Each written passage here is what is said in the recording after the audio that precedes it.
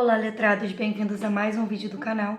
Eu sou a Gabi, você está no Gabi em Letras, e no vídeo de hoje eu vou atualizar aqui com vocês as minhas últimas leituras e as minhas atuais leituras desse ano de 2026. Vamos lá! 2026 já começou com uma meta concluída, que era terminar Em Chamas, que eu comecei a leitura em dezembro do ano passado, o segundo livro da trilogia dos Jogos Vorazes. Eu adoro os filmes, assisti várias vezes ao longo da vida, gosto muito mesmo.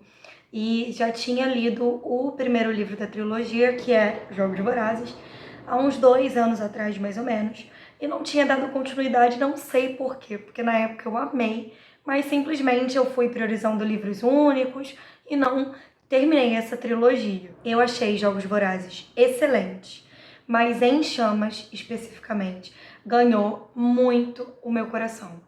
Que livro bem escrito, que livro eletrizante, potente. Eu gostei muito. Admito que mesmo assistindo muitas vezes um detalhezinho ou outro do filme tinha me passado batido, eu não lembrava mais. Então eu fui surpreendida sim em alguns momentos. Tem algumas coisas do livro que não foram colocadas na adaptação e eu entendo porque realmente já foi uma adaptação de alto orçamento, né?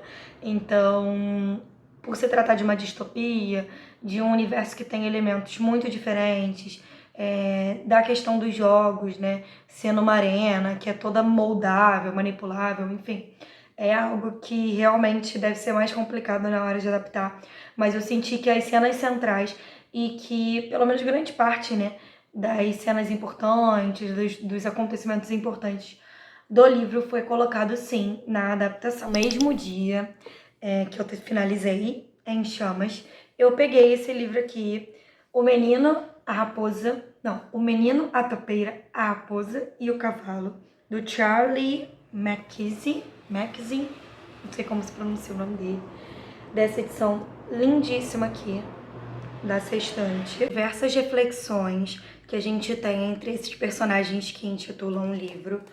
A edição é muito bonita, não é uma história contínua, então para quem procura aí um livro infanto-juvenil, enfim, ilustrar, a gente consegue, principalmente se você for lendo aos pouquinhos, uma parte por dia, 2 a 3 páginas mais ou menos, você consegue tirar boas reflexões. Eu dei 4,5 estrelas para esse livro, inclusive até esqueci de dizer, eu dei 5 estrelas, e favoritado para Em Chamas, foi uma leitura excelente. Para esse aqui eu dei 4,5 estrelas porque eu amei. Eu devorei num dia só, mas eu estava com outra expectativa em relação a esse livro, por isso eu não favoritei. Eu realmente achei que fosse algo mais próximo de Pequeno Príncipe, uma história com início, meio e fim.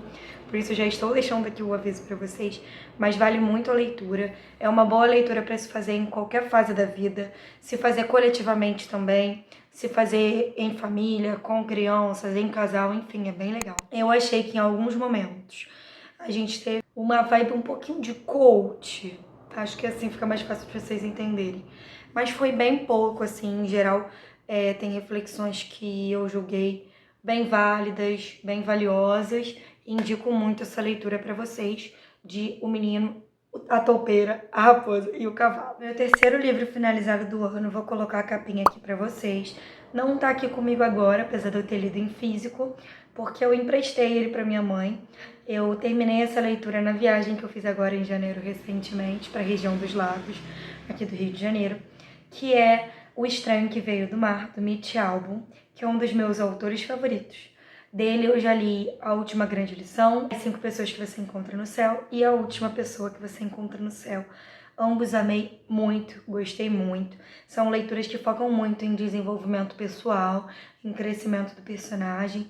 Tem um pano de fundo aí cristão, enfim, uma espiritualidade muito grande. Gosto muito desse tipo de livro. Em O Estranho que Veio do Mar, no Mitch Albom, ele traz pra gente uma série de reflexões por meio de um fato inusitado que acontece, que na verdade é uma calamidade, né? É um desastre. Um navio, um barco de grande porte que estava sendo usado para um grande evento, com pessoas muito famosas do mundo inteiro, pessoas que tinham muita condição e também que fizeram grandes feitos, como ex-presidentes, enfim, grandes cientistas, estavam reunidos nesse grande evento promovido por um bilionário, né, por um empresário muito famoso também. E a gente tem o naufrágio desse navio, desse barco, e 10 pessoas conseguem se salvar, quase que inexplicavelmente, vivendo por um tempo em um barco, um bote desse navio, né?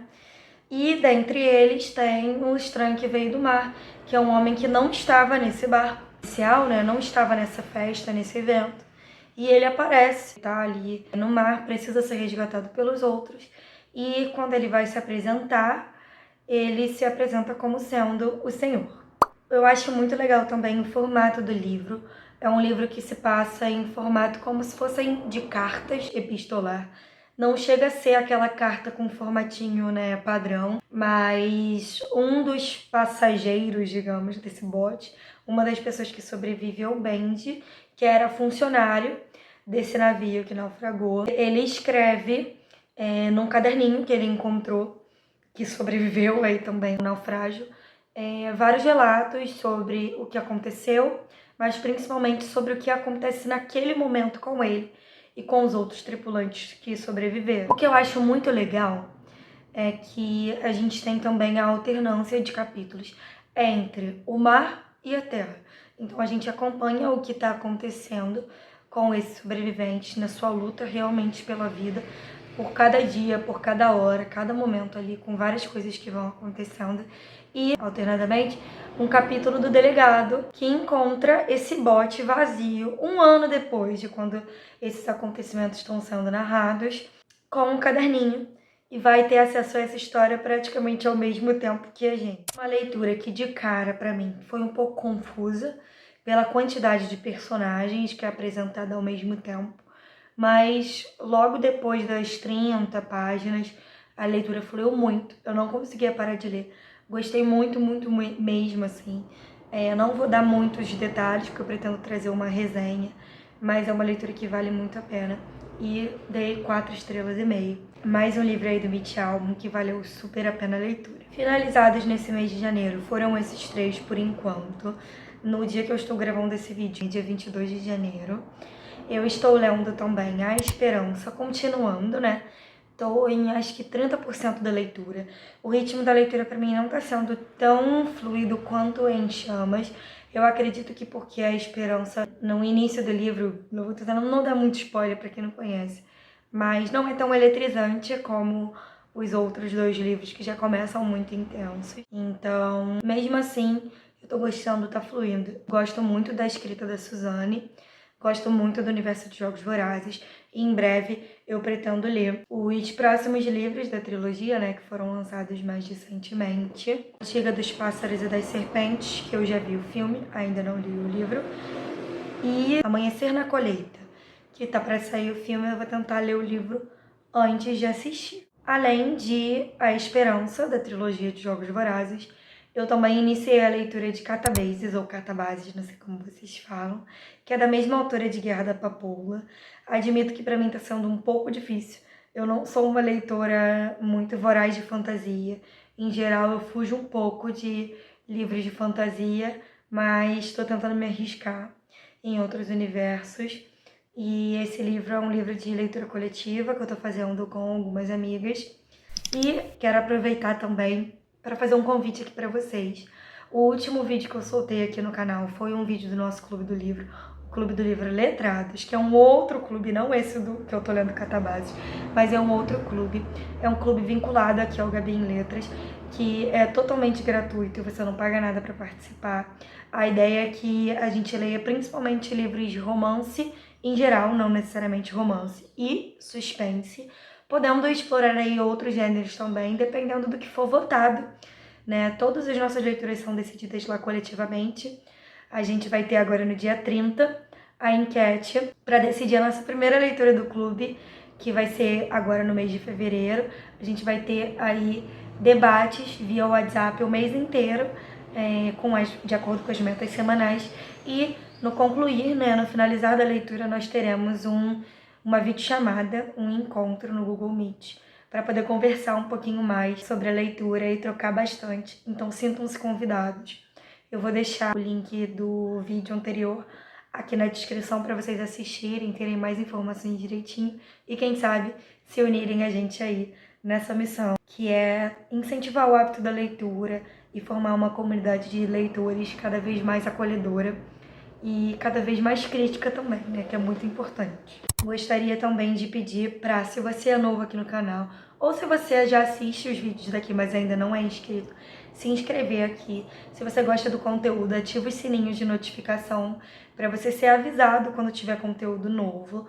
A meta é produzir sempre 2 vídeos, né, postar 2 vídeos aqui para vocês por semana, mas como eu tô aí na reta final de estudos para alguns concursos, voltando aí a trabalho, planejamentos para o ano, a minha meta mínima é um vídeo por semana, como está sendo nessa semana. E mesmo assim, não deixem de estar por aqui, tá sendo um espaço muito legal, a gente tá fazendo trocas muito boas. Espero que vocês estejam gostando dos conteúdos. Deixem aqui nos comentários se vocês já leram algum desses livros que eu tô lendo no momento, ou que eu já li nesse mês de fevereiro. Um beijo, até o próximo vídeo. Não esqueça de deixar o like e enviar para quem pode gostar do conteúdo. Tchau, tchau!